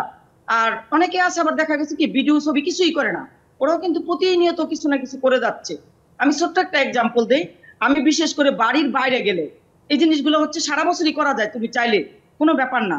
সেটা কিন্তু 5টা টাকা দিয়েও হইতে পারে, কাউকে একবেলার একটা কাজ দিয়েও হইতে পারে, কিংবা কারো বাসায় একটা বিপদ হয়েছে, তুমি দৌড়ে যে ওখানে তাদের কোনো সহযোগিতা করতে পারো, ওইটাও হইতে পারে। তো যেমন আমি হচ্ছে বাড়ির বাইরে, বিশেষ করে দূরে, মানে দূরে ঢাকা গেলেও তো রিক্সাগুলা কিন্তু ঠিক করাই থাকে, বোঝা যায় যে গুলিস্তান থেকে শাহবাগের মোড় কত বা মোহাম্মদপুর পর্যন্ত কত, এটা কিন্তু জানা। তা আমার হচ্ছে এটা অনেক আনন্দ লাগে এবং ভালোও লাগে। আবার যেটা করি, তো রিক্সাটা ঠিক করে উঠি, বুঝছো, ঠিক করে উঠে যেখানে গিয়ে নামবো, এটা বলা হচ্ছে না, আমারটাও একটু প্রচার হয়ে যাচ্ছে বলাতে, তো যেখানে গিয়ে নামি ওখানে নেমে হচ্ছে মিনিমাম 20টা টাকা তাকে বেশি দিই, বুঝছো। জি। বিশ্বাস করবে না, সেই লোকটা তো ভাবতেই পারে না যে 20 টাকা বেশি দিব। আর এত খুশি হয়, এটা আমি কন্টিনিউ বাড়ির বাইরে গেলে রিক্সাওয়ালাদের করি। এবং হচ্ছে মাসের বাজার করতে গিয়া রিক্সাটা ঠিক করে আমি বাসায় আসি, পরে আমার যখন ব্যাগগুলো উঠে দিয়ে চলে যাবে, ভাড়াটা দেই, তখন ওদের আমি আবার 20টা টাকা বা 30টা টাকা বেশি দিয়ে দিই। আমি এই কিন্তু সারা ধরনের মাসে সোর্সে অনেক আসলে কোনো অসুবিধা নেই এই কারণ দেখা যায় কি যে আপনি এই কথাটা বলছেন, অন্যরাও অনুপ্রাণিত হচ্ছে। হ্যাঁ, চেষ্টা করলে করতে পারি পুরো বছর জি, জি। এরকম ছোট ছোট উপকার, ছোট ছোট সহযোগিতা অনেক কাজে লাগে মানুষের। জি, একদমই তাই, চমৎকার। সোনিয়া আপুর কাছে একটু আসতে চাই এবং জানি যে একটা সময় দেখা যায় কি যে আমি যখন নতুন করে একটা কাজ শুরু করছি, তখন মনেই হয় যে আমার কাজটা আরো সহজ হয়ে যেত যদি আমার আশেপাশের মানুষকে আরো বেশি আমার পাশে পেতাম। তো সেই ক্ষেত্রে মানুষকে আসলে আপনার জীবনে নিজের কাজের সময় বা প্রয়োজনের সময় কতটা পাশে পেয়েছেন, এবং আপনি যেই পরিমাণ মানুষের জন্য করেন সেটা আসলে আপনার কাছে খানিকটা হলেও ফেরত আসে কিনা, সেটা জানতে চাই। শুভ সন্ধ্যা সবাইকে। অ্যাকচুয়ালি অহনা আপু, আমি এমন একটা প্ল্যাটফর্মের সাথে জড়িত যেখানে এমন এমন আপুদের আমি আসলেই পেয়েছি যারা এত বেশি মানে সাহায্য করে, এত বেশি আগায় আমার এখানে, মানে যত আপুরা আছে মানে এখানে মানে তারা সবাই অনেক বেশি হেল্পফুল। মানে আপনি একটা বিপদে পড়বেন, আপনাকে সাহায্য করবেন, এমনকি আমাদের জাকিয়া ম্যামও আমাদের একটা সমস্যা হলে সে একটা ফোন দিয়ে জিজ্ঞেস করে যে কি হয়েছে, সমস্যাটা কি, এই যে জিজ্ঞেস করে, এরকম প্ল্যাটফর্ম আমি কখনোই দেখি নাই।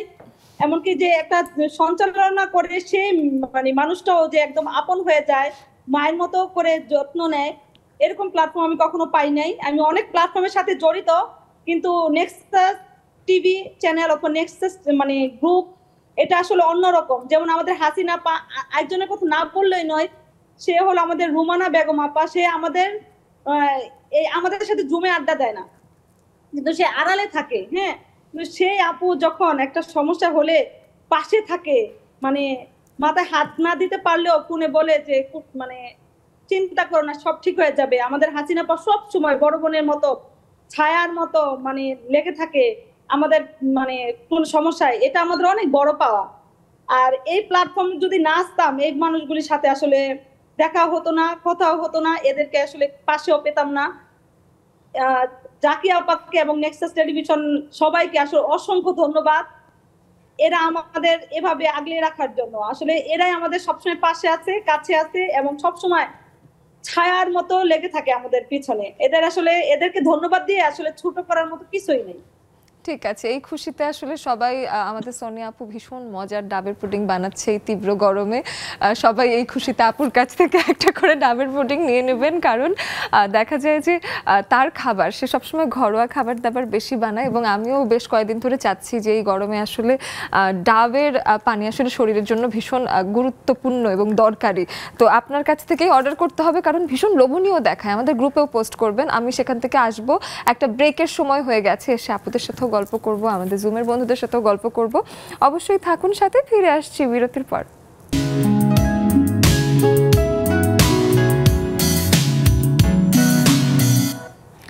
লেডিস ক্লাবের আড্ডা মানে আমরা সবাই সবার পাশে আছি এবং সবাই একসাথে পাশে থেকে আনন্দ করছি। সাহায্য করাটাও যে একটা সুন্দর বিষয় হতে পারে সেটা হয়তো নারীরা সবাই একত্র না হলে বোঝা যায় না। অনেকেই একটা প্রচলিত কথা বিশ্বাস করেন যে নারীরা আসলে নারীদের বিষয়ে তেমন একটা সাপোর্ট করতে চান না, কিন্তু লেডিস ক্লাবে এসে আপনাদেরকে তেমনটা মনে হয়। তাই যা যা ভাবনা আছে নারীদেরকে নিয়ে, সকল নেগেটিভ যত ভাবনা, নেতিবাচক যত ভাবনা, এগুলো সব ফেলে দিয়ে আমরা যে নারীরা মিলে সংঘবদ্ধ একটা জায়গায় আড্ডার ছলে ছলে একজন আরেকজনকে সাহায্য করতে পারছি, ভালোবাসতে পারছি, সেটাই বিশ্বাসী হন। এদিকে রায়হানা আপুর কাছে এসে জানতে চাই যে পারস্পরিক সহযোগিতা একটা বিষয় আছে, মানুষের পাশে দাঁড়ানোর একটা বিষয় আছে। তো মানুষের পাশে দাঁড়ায় আজকের যেহেতু বিষয়, পাশে থাকি, তো আমি জানতে চাই যে প্রচলিত নানান মাধ্যম আছে, মানুষের পাশে থাকার সবচেয়ে পরিপূর্ণ মাধ্যম আপনার কি মনে হয়, এবং কিভাবে মানুষের পাশে এই সময়টা আমাদের দেশের মানুষের পাশে থাকা যায়? আমি মনে করি যে আপনি মানুষের পাশে থাকবেন, এই যে আপনার একটা সদিচ্ছা, সেটাই যথেষ্ট থাকার জন্য।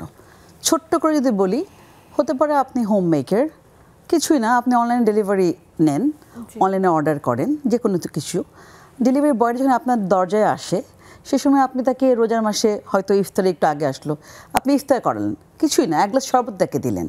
বা আপনাকে যখন সে ডেলিভারি দিতে আসলে এই রোদের সময় যখন গেল, আপনাকে বললেন ভাই বসেন, এক গ্লাস পানি খেয়ে যান। আপনার মনে হচ্ছে যে আসলে অপরিচিত লোক ঢোকানো ঠিক হবে না, একটা ছোট্ট ঠান্ডা পানির বোতল তাকে দিয়ে দেন, এইটুকু তো যথেষ্ট। মানে দাঁড়ানোর জন্য যে আপনার মনের যে ইচ্ছাটা, এইটুকু থাকলে আপনি অনেক দূর যাবেন। এটা আমার প্রথম কথা। 2 নম্বর কথা হচ্ছে যে শিক্ষকতা আমার একটা পেশা। আমার মনে হয় যে এখানে আপনার পেশাটা হচ্ছে কি আপনাকে একটা স্ট্রেংথ দেয়, আপনাকে একটা মনোবল দেয়। কেমন করে? ধরেন আপনি চাচ্ছেন যে একটা বিষয়ে আপনাকে হেল্প করবেন, হয়তো সেটা ফিনান্সিয়াল হেল্প, হয়তো আপনি সেই মুহূর্তে পারছেন না, কিন্তু আপনার যে একটা কমিউনিটি আছে সেখানে আপনি কথা বলতে পারেন, সেখান থেকে কিন্তু আপনি একটা ফিনান্সিয়াল সাপোর্ট দিতে পারেন। হ্যাঁ, কাজেই মানুষের পাশে দাঁড়ানোর জন্য হচ্ছে আপনার আগে ঠিক করতে হবে থাকবেন কিনা, আপনি চাচ্ছেন কিনা। আর ফ্রম মাই লাইফ জায়গায় স্বতঃস্ফূর্তভাবে আসলে হওয়া যায়, আলাদা করে আয়োজন না করে। আমার কাছে মনে হয়েছে যে আমি এই পর্যন্ত আমার এত বছরের বয়সী জীবনে কাজের ক্ষেত্রে আমি দেখেছি every good work never goes unrewarded. আপনি আজকে আমাকে সাহায্য করলেন, কোনো না কোনোভাবে এটা আপনার কাছে ফেরত আসবে। এবং অ্যাজ ওয়েল ইভিল ওয়ার্কও কিন্তু আপা। কাজে আমি মনে করি এই জন্যই ছোট্ট একটা জীবন কয়দিন বা বাঁচবো, আমি চাই সবাইকে নিয়ে সবার পাশে থেকে ভালো থাকার জন্য। মানে আমি জ্ঞান তো আমার কাছে যে কোনো বিষয়ে, সেটা যে আপনাকে টাকা দিয়েই হতে হবে তাও না, আপনার সাথে কথা বলে আপনার কাছে কাউন্সেলিং করেও তো কেউ না কেউ ভালো থাকতে পারে। আপনি এইভাবে কারো পাশে দাঁড়াতে পারেন, তাই না? এই যে একটু আগে একটা আপা বলেছেন যে আমাদের জুমে একজন আপা বলেছিলেন, সম্ভবত হাসিনা আপা বলেছিলেন, হাসিনা আপা না সোনিয়া আপা বলেছিলেন যে একজন আপা রোমান আপার কথা বলেছিলেন যিনি পিছনে কাজ করেন, অন্তরালে কাজ করেন, হয়তো মাথায় হাত দিতে পারছেন না ফিজিক্যালি, কিন্তু উনি ফোনে খবর নেন। এইটাই তো, আপনার কারো দুঃসময় খালি ফোন করে বললেন কেমন আছিস, হ্যাঁ পাশে আছি, এই যে আপনি বলছেন, এটুকুই তো তার জন্য অনেক বড় একটা ব্যাপার, তার তার তার মানসিক একটা সান্ত্বনার জন্য। যে আমার আশেপাশে মানুষ আছে। বা সাবিনা আপুর কাছে এই বিষয়টাই জানতে চাই যে মানুষের পাশে থাকার বিষয়টা আসলে আপনার কাছে কেমন, এবং আপনি আসলে নিজের জীবনের সাথে মানুষের পাশে থাকাটাকে কিভাবে আসলে সমন্বয় করে আছেন? আসলে আপু আমি দেখলাম যে পরিবারে অনেকেই আছে, অনেকের সাথে থাকতে হয়, অনেকে কিন্তু ধরেন আমি একটা কিছু করতে চাই, আমার আশেপাশের মানুষের কথাও চিন্তা হয়, কার মেন্টালিটি কেমন, অনেক কিছু ভাবতে হয়, কিন্তু ভাবতে গেলে হবে না, অনেক কিছু মানে ভাবার ঊর্ধ্বে যেতে হবে। অনেকেই অনেক কিছু লাইক করে না বাসায়, কথার কথা, আমি বাসা থেকে উদাহরণ দিলাম। এখন কেউ যদি আসে, সেটা আমি কিভাবে মেনটেন করব, আমি তাকে কিভাবে হেল্প করব, আমি তাকে আমার মন মানসিকতা থেকে সেটা আমাকে বুঝে নিতে হবে যে তাকে সেই মুহূর্তে কি করা উচিত। তাকে সেই মুহূর্তে একটু খাওয়া দেওয়া উচিত। আচ্ছা, দুপুরবেলা তাকে খাওয়াটা আমি দিতে হবে, আমি নিজে সেটা দায়িত্ব পালন করি। কারণ কেউ যখন এত হুঁশ নাই, কারোর এটা মনে হলো না যে তার করা উচিত, এটা এই মুহূর্তে তাকে খালি মুখে ফেরানোটা উচিত না, তাহলে আমারই করতে হবে। আমি এটা সুন্দরভাবে সেই ইয়েটা করি যেন তাকে আমি আপ্যায়নটা করতে পারি। হ্যাঁ, এভাবে আমার আসলে প্রত্যেকের দায়িত্ব থেকে করতে হয় আপু। কেউ কাউকে জোর করে ধাক্কা দিয়ে করাতে পারবে না, এটা একেবারে মনের থেকে করতে হবে, এই অনুভূতিটা আসতে হবে। ঠিক তাই। চামেলি আপুর কাছে জানতে পারলাম যে আপনার প্রতিষ্ঠান দ্বারা আপনি কিভাবে মানুষের সাথে থাকছেন, কিন্তু আরেকটা খুবই ডেডিকেটেড প্ল্যাটফর্ম হলো সংবাদ মাধ্যম বা মিডিয়া, বা আমরা আসলে যেহেতু জাতীয়ভাবে মানুষের সামনে আসতে পারছি, তো সেই জায়গাটা আসলে মানুষের সাহায্য করার জন্য কিভাবে কাজ করে, বা সংবাদ মাধ্যম আসলে মানুষকে কিভাবে সাহায্য করছে? যেটা আমরা তো সংবাদে পড়ে থাকি যে কি কি প্লাস পয়েন্ট, কি নেগেটিভ পয়েন্ট, বা কোনো খারাপ সংবাদ আমরা পড়ছি, সেটা কিন্তু যখন আমরা পড়ি সেটা ফিলটা কিন্তু নিজের মধ্যে চলে আসে যে আমি এই খারাপ সংবাদটা পড়ছি, তাকে যে ডেলিভারিটা আমরা দিয়ে থাকি সেটা কিন্তু আমাদের মনের মধ্যে না আসলে সেটা ডেলিভারিটা ঠিকমতো হবে না। আবার যখন আমরা কারো কোনো ভালো সংবাদ পাই, তখন দেখবেন নিজের মনের মধ্যে অনেক আনন্দ হয় যে সে ভালো আছে। হ্যাঁ, তো আমি মানুষের কাছে সব রকম সংবাদ আপনি আপ টু ডেট পাঠাতে পারেন। হ্যাঁ, সেটা একটা থাকে, টেনশন তো থাকে যে আমাকে এটা সুন্দর করে ডেলিভারি দিতে হবে যাতে মানুষের কাছে এটা সুন্দর করে পৌঁছায় এবং তারা যেন জিনিসটা এবং সঠিক তথ্য পৌঁছায়। হ্যাঁ, ঠিক। কিন্তু যেটা আসলে আপু যেটা বলছিলেন যে আমাদের যে আশেপাশে মানুষজন আছে তাদেরকে নিয়ে কিন্তু আমাদের রিলেটেড থাকতে, আমরা সারাদিন যে কাজগুলো করি, ধরেন এই যে বলছিলেন যে রিক্সাওয়ালা দিয়ে আমরা রিক্সা করে যাচ্ছি, বা আমি কিন্তু প্রায়ই এই কাজগুলো করি, কিন্তু কখনো যে কাউকে বলে বা পোস্ট দিয়ে এরকম না, কিন্তু আমি সবসময় রিক্সা করে যাচ্ছি এবং রিক্সাওয়ালাকে হয়তো 20-30 টাকা হোক, হাতে আমার কাছে হয়তো একটা আপেল আছে, আমি নিয়ে আসলাম 1 কেজি আপেল বা কমলা, ওখান থেকে একটা আপেল একটা কমলা দিলে তো সে আমার কাছে যে দৃষ্টিতে ভঙ্গিতে তাকে মনে হয় যে না, সে আমার জন্য কিছু দোয়া করছে। কিন্তু আসলে মানুষ আমরা কিন্তু একা বাঁচতে পারি না, আমাদেরকে আশেপাশে মানুষ নিয়ে বেঁচে থাকতে হবে। এবং আপনি যে কাজ করছেন বা আমি যে কাজ করছি সেটা কে বলবে যে আপনি ভালো করছেন? তো তারা কিন্তু মানুষরাই বলছে আমাদেরকে যে আপনি ভালো করছেন বা খারাপ করছেন। তো ভালো করছেন বলে আমরা কিন্তু মনে মনে এনকারেজ হই যে হ্যাঁ, আমাকে আরও ভালো কিছু করতে হবে। কিন্তু একটা জিনিস যে আমি মানুষের জন্য করলাম, তার বিপরীতে আমি কিছু আশা করার একদমই ঠিক না। সারাদিন শেষে আমি কিন্তু যে সারাদিন যে কাজগুলো করি, যে আমার যে ডেলিভারি ম্যান আসে আপু বললেন, তো আমি কিন্তু অলওয়েজ তাদেরকে দিয়ে থাকি যে এক গ্লাস ঠান্ডা পানি হোক, শরবত হোক, বা যে কোনো, হয়তো সে বাইরে দাঁড়িয়ে আছে, কিন্তু তাকে আমি একটা কিছু দিয়ে থাকি, বা 50 টাকা হোক, 20 টাকা হোক, এক্সট্রা কিছু দিই। এবং সে কিন্তু খুবই মানে আশ্চর্যজনক ভঙ্গিতেই তাকায় আমার দিকে, যাই না অন্য কেউ দেয় কিনা আমি ঠিক জানি না, বাট আমি দিয়ে থাকি। আসলে এতটাই এখন মাঝে মাঝে মনে হয় বিরল হয়ে গেছে যে হুট করে একটু মহানুভবতা পেলে, একটুখানি সহমর্মিতা পেলে মানুষ এখন অবাক হয়ে যায় যে পৃথিবীতে এখনো মানবতা আছে। তাহলে তো দেখা যায় কি এই কাজগুলো করলে সারাদিন শেষে কিন্তু আমি একটা চিন্তা করি যে আজকে আমি কী কী করলাম। তো যখন চিন্তা করি যে না, আজকে আমার কোনো সবাইকে যতটুকু পেরেছি আমি করেছি, আমার যতটুকু পারা দরকার করলাম মানুষের জন্য করতে কিন্তু অনেক ভালো লাগে। যতটুকু হোক, ছোট হোক বড় হোক, এত বেশি কিছু তো করতে পারছি তাও না যে খুব অনেক বড় কিছু আমি দিচ্ছি তাদেরকে, কিন্তু ছোটোখাটো দিলেও কিন্তু মনের মধ্যে যে আত্মতৃপ্তি আসে না, ওটা কিন্তু অনেক বিরাট ব্যাপার। একেবারেই তাই। ধন্যবাদ আপু। এদিকে আমাদের জুমে অনেক বন্ধুরা চলে এসেছেন। আমরা চলে যাব সরাসরি রীতা পোদ্দার দিদির কাছে, তার কাছে এসে একটু শুনতে চাই আজকের বিষয় মানুষের পাশে থাকি, এবং এই বিষয়ে আপনার কাছে কিছু শুনবো ছোট করে। অনেক ধন্যবাদ অহনা, সবাইকে শুভ সন্ধ্যা। আর অহনাকে অনেক ভালোবাসা। আর চামেলি ম্যামকে কি বলবো যে চামেলি ম্যাম জয়েন করেছে, সেই দেখে আমি খুব তাড়াতাড়ি জয়েন করে ফেললাম, ভালো লাগছে। কারণ চামেলি ম্যাম আসলে আমাকে এভাবে চিনবে না। আমি হচ্ছে গিয়ে চামেলি ম্যামের খুব কাছের একজন মানুষের, আমার খুব কাছের মানুষের, উনি হচ্ছে তার কাছের মানুষ, এভাবে হচ্ছে যে আমাদের জানাশোনা। যাই হোক, তো ভালো লাগছে, অনেক শুভকামনা চামেলি আপাকে, ম্যামকে।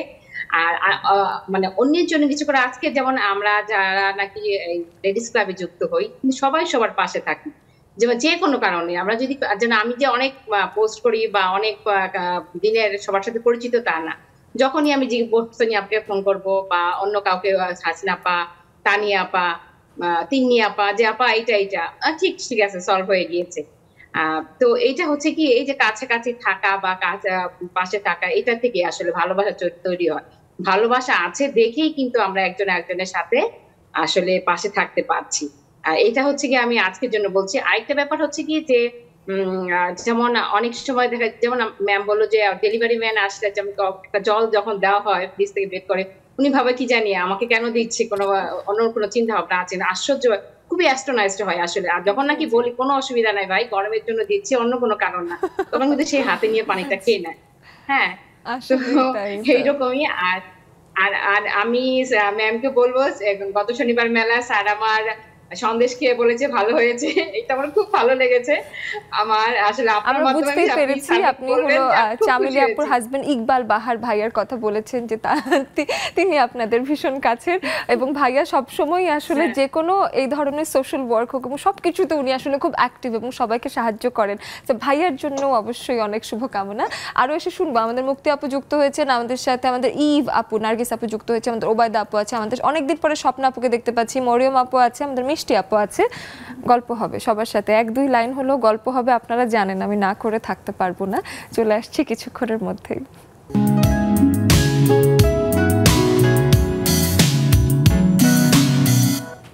ফিরে আসলাম ছোট্ট একটা বিরতির পরে, এবং সেই সময়টা একেবারেই মানে আমার যে মন খারাপ হচ্ছে, আয়োজন শেষ হয়ে যাচ্ছে, সবার সাথে এখনো গল্প করা হয়নি, আকাশও সায় দিচ্ছে, ভীষণ গরু গম্ভীর হয়ে গেছে, বৃষ্টিও ঝরে পড়ছে, আমার মনের অবস্থা তেমনই।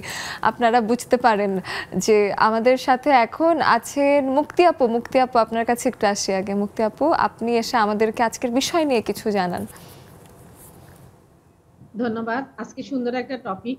অহনা, আজকে না আমি মনে করেছিলাম যে আমি নেক্সাস টিভির মাধ্যমে একটা কথা বলবো, কিন্তু সেটা যে টপিক্সের সাথে মিলে যাবে এটা আমি ভাবতেও পারি নাই। প্রথমে আমি বলতে চাই, মানুষ মানুষের জন্য, জীবনের জন্য একটু সহানুভূতি কি মানুষ পেতে পারে না?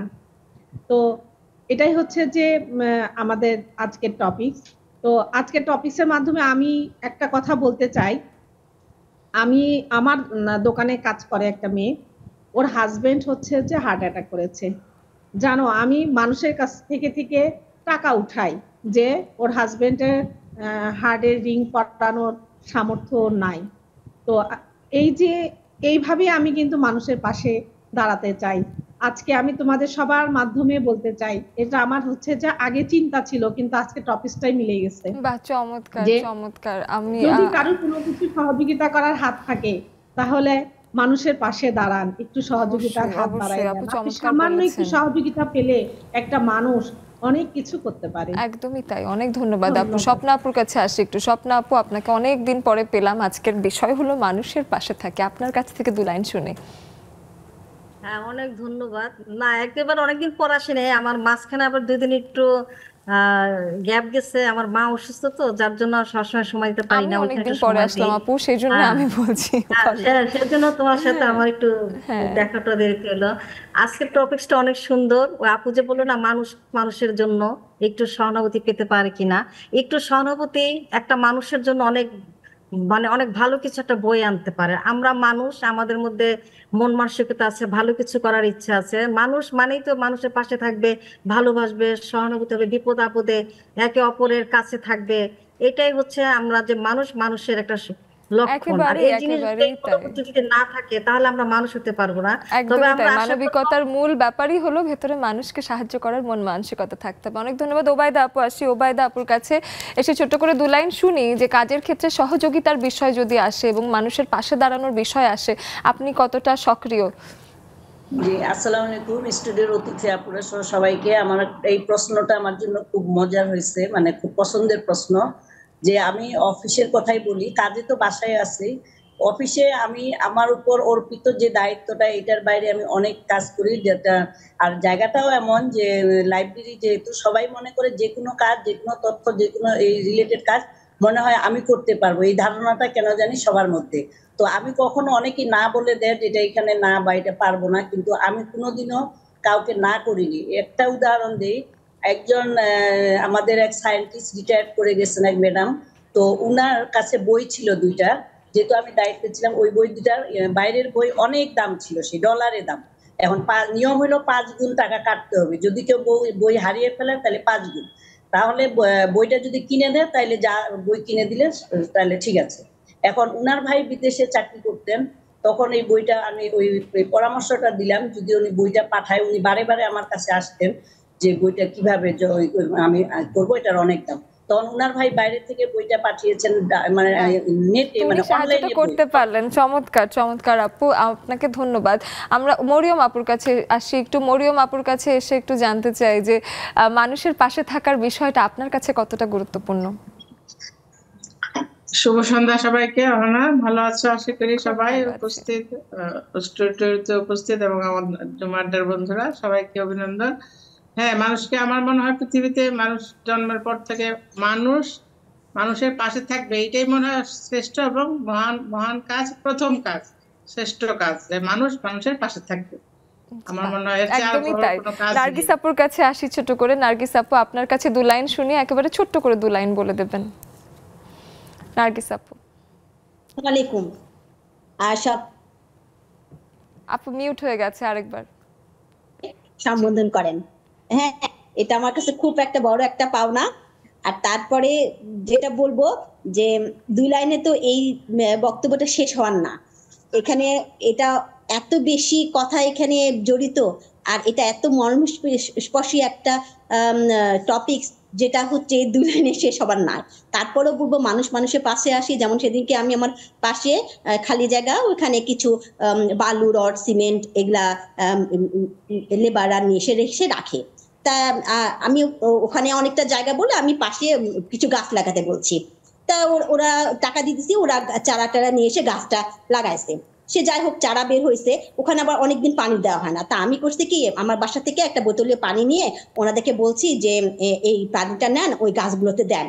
তখন ওরা পানিটা নিয়ে ওরা পানি গাছে না দিয়ে নিজেরাই ঢক ঢক করে খাচ্ছে। তাহলে গরমের তীব্রতা আসলে সবাইকে ছুঁয়ে গেছে, তাই বুঝতে পারলাম। অনেক ধন্যবাদ নার্গিস আপু। আমাদের সময়ের স্বল্পতার কারণে পুরোটা শুনতে পারলাম না। আপনি অবশ্যই গল্পটা আমাদের গ্রুপে পোস্ট করবেন নিজেরা লিখে। আমাদের একেবারেই সময়ের শেষ পর্যায়ে চলে এসেছে। আমাদের সাথে মমি আপু, রুমা আপু, হুমায়রা, লুবা আপু সহ আরো কিছু বন্ধুরা আছেন আমাদের সাথে, আসার চেষ্টা করব। তার আগে একটু আমাদের স্টুডিওতে ফেরত আসি। সেটা হলো রায়হানা আপুর কাছে এসে জানতে চাই, একেবারে শেষ বাক্যে 1-2 লাইনে যদি জানতে চাই যে এত মানুষকে সাপোর্ট করার জন্য আসলে প্রয়োজন হয় যে আমার পাশেও কোনো একটা মানুষ হয়তো ছায়ার মতো আমাকে সহযোগিতা করে গেছেন, এই জন্য আমার মানসিক শক্তি অনেক বেড়ে গেছে। সেই মানুষটা আপনার জীবনে কারা বাকি? আমি প্রথমে বলবো যে behind every successful woman there is a supportive man থাকেই। সেটা বাবা হতে পারে, ভাই হতে পারে, বন্ধু হতে পারে, হাজবেন্ড হতে পারে। আর আমি যেহেতু দূরে চাকরি করি, ময়মনসিংহ ঢাকা করতে হয় আমাকে, আমার বাচ্চাগুলোকে টেক কেয়ার করতে হয় একই সাথে। আমার জন্য সেই সাপোর্টিভ মানুষ হচ্ছে আমার হাজব্যান্ড। মানে ঢাকায় থেকে আমি ময়মনসিংহ থাকি, ওই এটা ম্যানেজ করে, ব্যালেন্স করে, সমন্বয় করি আর কি আমরা। ও না থাকলে আসলে এত দূর পথ পাড়ি দেওয়া কঠিন হতো আমার জন্য। চমৎকার। চামেলি আপুর কাছে এসে শুনে। প্রথমে তো আমার মা বাবার দোয়া আছে, ও মা বাবার হাত আছে বলে কিন্তু আমি এত দূরে এগোতে পেরেছি। যেহেতু বলেছি যে আমার ডিস্ট্রিবিউশনটা কিন্তু বাবার হাত ধরেই আসা।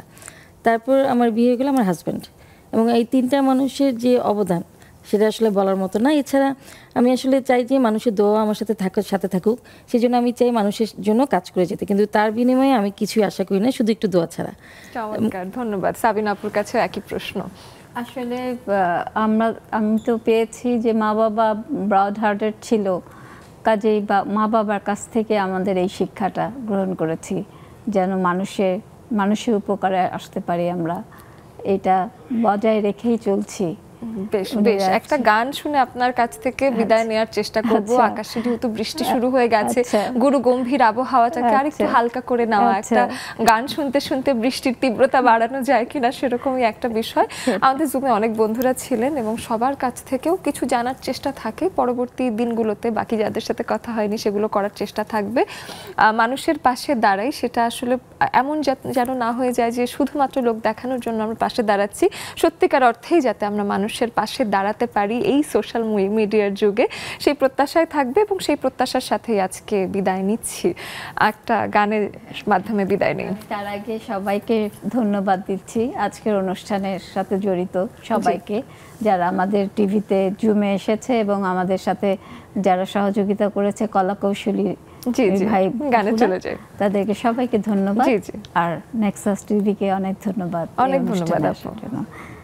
আচ্ছা, আমি গাচ্ছি রুনা লায়লার একটি বিখ্যাত গান, অনেক বৃষ্টি ঝরে তুমি এলে।